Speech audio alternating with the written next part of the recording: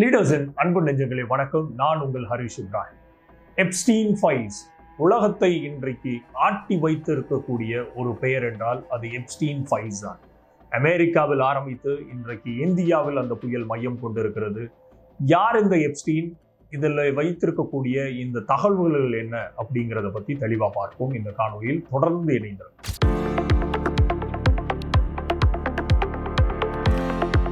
Jeffrey Epstein அமெரிக்காவினுடைய மிகப்பெரிய ஒரு செல்வந்தராக இருந்தவர்.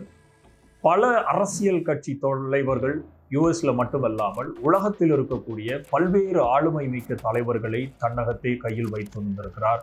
அப்படிங்கிறது அவர் 2019 அமெரிக்காவினுடைய நீதிமன்றத்தினுடைய உத்தரவின் பேரில் அரசு செய்யப்படும் வரை உலகத்திற்கு பல்வேறு இடங்களுக்கு இவர்களுடைய பெயர் பரிச்சயம் கிடையாது.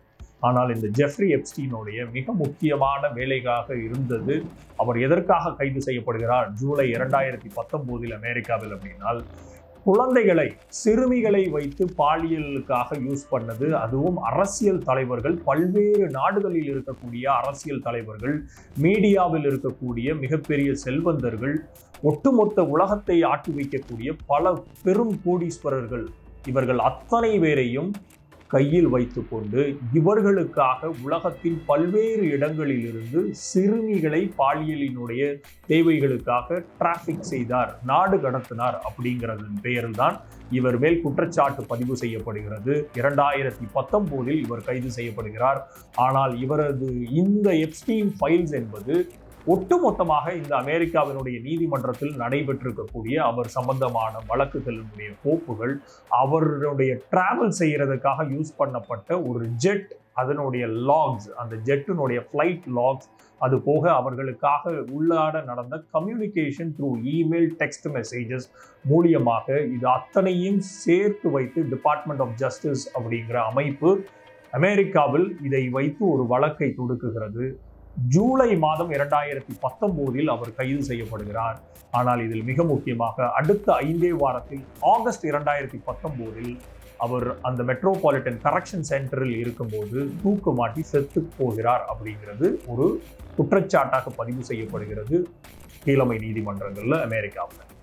அப்போ இவ்வளவு பெரிய ஒரு குற்றச்சாட்டுக்கு உள்ளான ஆட்கள் யாரெல்லாம், அந்த எப்ஸ்டீனுடைய ஃபைல்ஸ்ல யார் யாரெல்லாம் இருக்காங்கிற அந்த கோப்புகள், பல மில்லியன் பக்கங்களை டிபார்ட்மெண்ட் ஆஃப் ஜஸ்டிஸ் கடந்த வாரத்தில் ரிலீஸ் செய்திருக்கிறது அமெரிக்காவினுடைய துறைகள் மூலியமாக.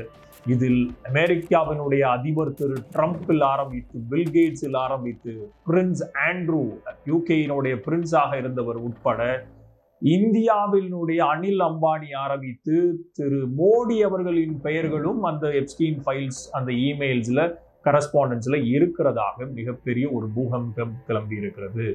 அதில் பல்வேறு இமேஜ்களில், பல்வேறு போட்டோ ஆதாரங்களில் தகாத உறவில் ஈடுபட்டதாக திரு ட்ரம்ப் அவர்கள் மேல ஒட்டுமொத்தமான அமெரிக்கர்களும் மிகப்பெரிய ஒரு குற்றச்சாட்டை வைத்து அவரை பதவி நீக்கம் செய்யப்பட வேண்டும், இம்பீச்மெண்ட் செய்யப்பட வேண்டும்.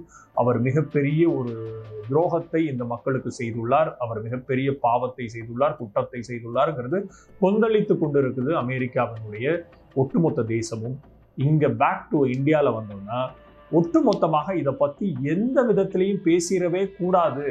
அமெரிக்காவினுடைய அதிபருக்கு எப்படி ஒட்டுமொத்த தேசமும் கொந்தளிக்கிறதோ, ஆனால் இங்க இந்தியாவில் திரு மோடி அவர்களின் பெயரும், திரு ஹர்ஷிப் சிங் பூரி அவர்களுடைய பெட்ரோலியத்துறை அமைச்சரினுடைய பெயரும், திரு அனில் அம்பானியினுடைய பெயரும் ஒட்டுமொத்தமான அந்த எப்ஸ்டீன் ஃபைல்ஸில் இருக்கிறது கூடிய காரணத்தை எந்த மீடியாவும் பேசிவிடக் கூடாது. அப்படிங்கிறதுல தெள்ளத் தெளிவாக பல்வேறு ஆர்டர்கள் பிறப்பிக்கப்பட்டுள்ளதாக குற்றச்சாட்டுகள் எழுந்துள்ளது எதிர்க்கட்சிகள் மூலியமாக.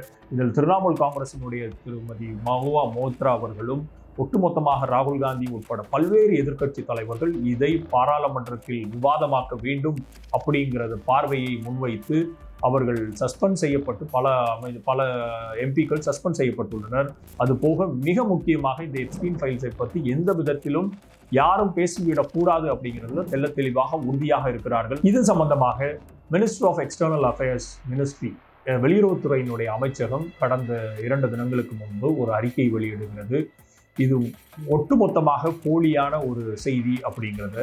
ஆனால் அந்த எப்ஸ்டீன் ஃபைல்ஸில் இருப்பதாக வெளியாயிருக்கக்கூடிய ஆதாரத்தில் எப்ஸ்டீன் அவர்களை திரு மோடி அவர்கள் சந்தித்தார். அந்த மோடி அவர்களுடைய 2017 அவர் இஸ்ரேலினுடைய பயணத்தில் அவர் டான்ஸ் ஆடியதாகவும் அவர் பாட்டு பாடி குதூகலித்ததாகவும் இது எல்லாமே அமெரிக்காவினுடைய அதிபர் திரு ட்ரம்ப் அவர்களை குஷிப்படுத்த அப்படிங்கிற ஒரு ஆலோசனையை எப்ஸ்டீனிடம் பெற்றதாக அந்த ஒரு செய்தியில் இருக்கிறது. அது போக அனில் அம்பானி அவர்கள் தொடர்ச்சியாக இமெயில் கம்யூனிகேஷனில் எப்ஸ்டீன் கூட இருந்து அவருக்கு தேவையான பல்வேறு விஷயங்களை செய்து கொடுத்ததாகவும் ஒரு விதமான ஒரு குற்றச்சாட்டு அந்த எப்ஸ்டீனுடைய ஃபைல்ஸில் வெளியாகி இருக்கிறது.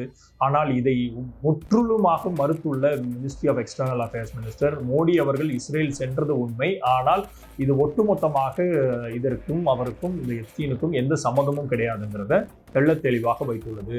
ஆனால் பிஜேபியினுடைய மிக மூத்த தலைவராக இருக்கக்கூடிய சுப்பிரமணிய சுவாமி தெளிவாக 2 நாட்களுக்கு முன்னாடி ஒரு ஆங்கில சேனலுக்கு பேட்டி கொடுக்கும்போது திரு மோடி அவர்களுக்கு பல்வேறு காலமாகவே அவர் குஜராத்தினுடைய முதலமைச்சராக இருந்த காலகட்டத்திலேயே அவர்களுக்கு பெண்கள் மேல மிகப்பெரிய ஒரு வீக்னஸ் இருக்குது.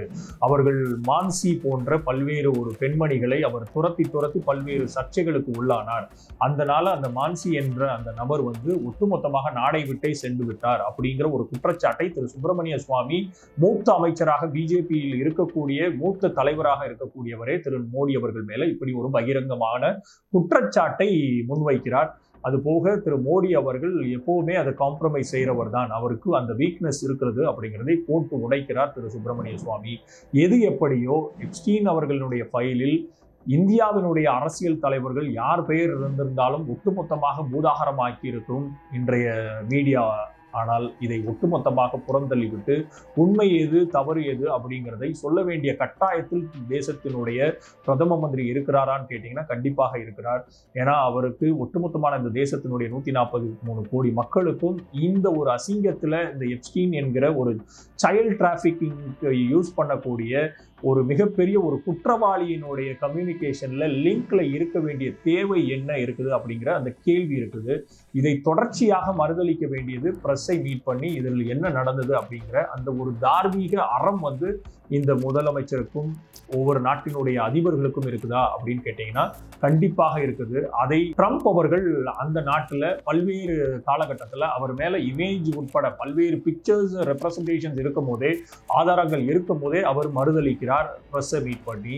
ஆனால் நமது இந்தியாவில் அதற்கான எந்த நடவடிக்கைகளையும் பிரதம மந்திரி எடுக்கவில்லை. வழக்கம் போல அவர் இதுவரைக்கும் எந்த பிரஸ்ஸையும் கடந்த 12 ஆண்டுகளில் மீட் பண்ணதில்லை. அட்லீஸ்ட் அவருடைய பெயர் இப்பேற்பட்ட ஒரு அசிங்கமான களங்கத்தில் சிக்கி இருக்கும் போது கூட அதை நிவர்த்தி பண்ண வேண்டிய பொறுப்பும் தார்மீக கடமையும் அவருக்கு இருக்கிறதாக நான் உணர்கிறேன். அதை போல் ஒட்டுமொத்த மக்களும் உணர்கிறார்களா அப்படிங்கிற அந்த கேள்வியை நான் மக்களிடமே விட்டு விடுகிறேன். மற்றும் ஒரு காணொலியில் உங்கள் அத்தனை பேரையும் சந்திக்கிறேன். தொடர்ந்து இணைந்தீர்கள் லீடர்ஸ் சேனலுடன். நன்றி, வணக்கம்.